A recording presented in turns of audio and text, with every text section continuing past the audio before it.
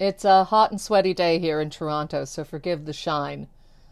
But I want to tell you a story about a late night in Cairo and how sometimes good things do happen after 2 a.m.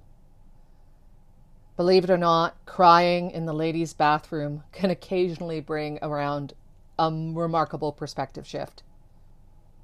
I was at the Cairo Marriott where I spent quite a bit of time, and I could feel the tears coming on. I was with somebody I cared a lot about, and they had done me wrong again. Frankly, they did me wrong in so many countries. I could make a video series about that one too.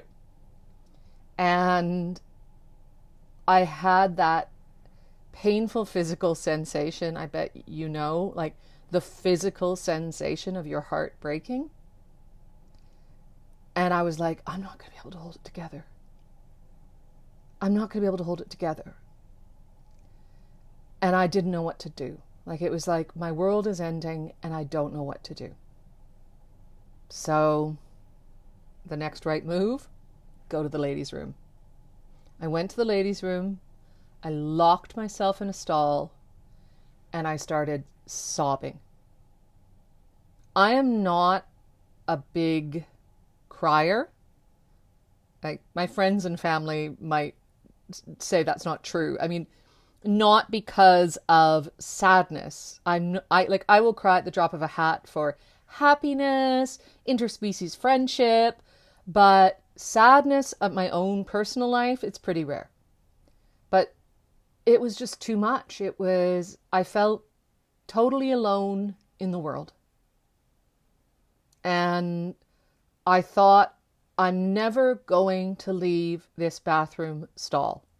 It's 2:30 in the morning and I'm going to cry here forever because there's no one to get me out of here. When I heard a knock,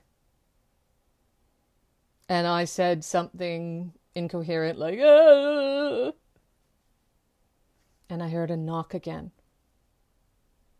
And there was a gentleness to it. And she said something softly in Arabic. And I didn't understand it, but it was compassionate. So I opened the door. And there was a beautiful, heavily cold, heavily rouged, deeply cleavaged woman standing there. She'd obviously come in. Her makeup was on the counter to touch herself up, and heard me crying. I mean, it would not have been hard to hear me crying. And she asked me, Kif alak, which means like, what's going on? Like, how are you? And I was trying to say, my heart is broken. And I pointed at it. And she said, it's okay. That's like, she didn't speak a lot of English, and my Arabic, so many of these stories about how my Arabic's horrible. She reached out, it's okay, it's okay. And I said, it's not okay. My heart is broken.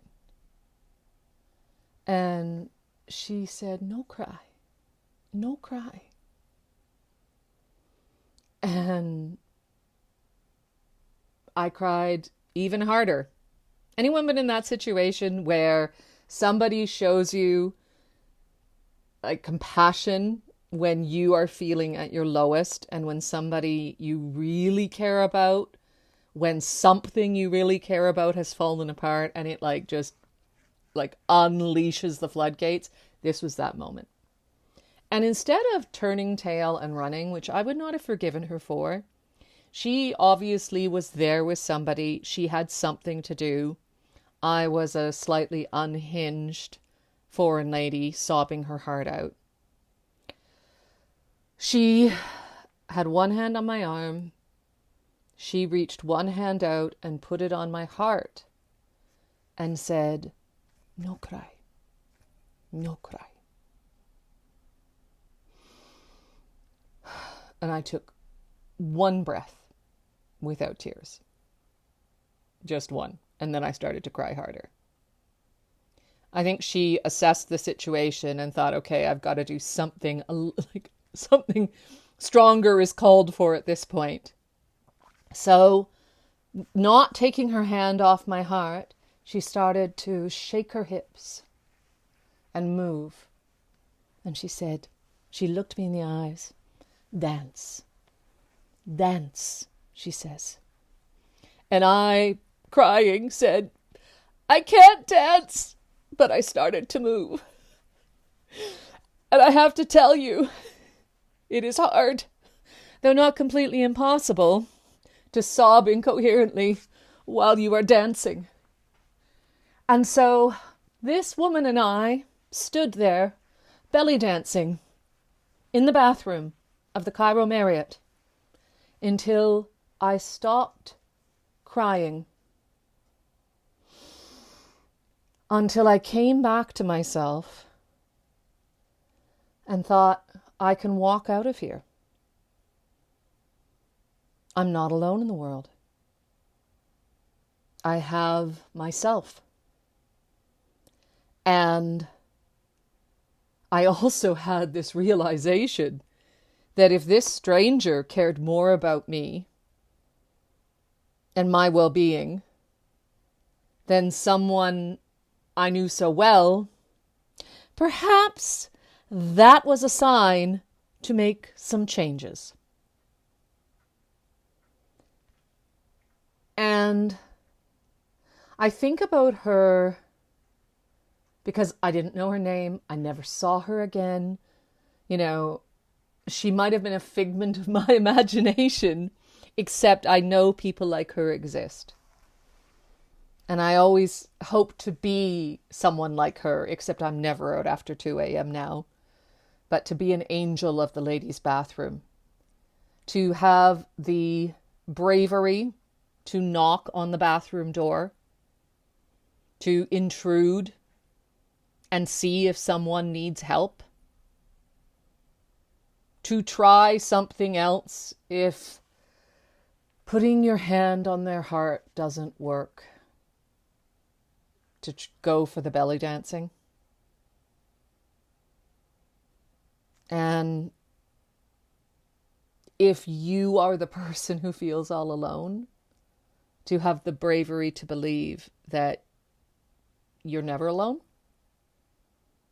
Because good things do happen after 2 a.m.